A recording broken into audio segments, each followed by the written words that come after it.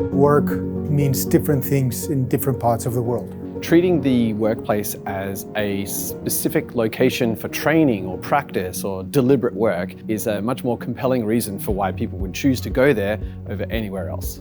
What we're seeing now is an equilibrium being reached where there's a better understanding as to the needs of the employees and the nuances of what needs to be portioned in order to create the perfect work environment for them to be productive. The conversation now pivots around understanding the end user, the employees and the associates that will be using these given spaces. Space is always going to be relevant. Social connection builds culture, it builds trust. People are far more creative and innovative when they work together and collaborate together and sound off on each other. That social connection, the glue that holds teams and companies together, requires physical workplace for it to happen. So we've been investigating the science of work now for over 2 years. When people come together, all other things being equal, they show higher levels of cognitive engagement than they do working on exactly the same work remotely. When people have higher levels of stress or anxiety, their cognitive engagement is diminished. Depending on your creative or work style,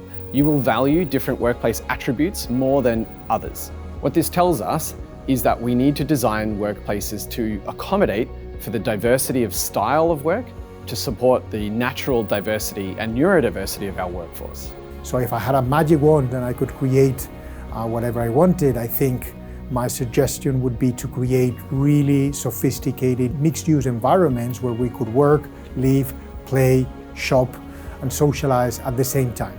I think that's key to creating more sustainable, resilient, and inclusive cities. As designers, a better understanding of how people behave and respond to certain settings allows us to be able to design spaces that enhance the experience based on science and not assumption. We're just at the dawn of discovering a new science of how we design our ways of working.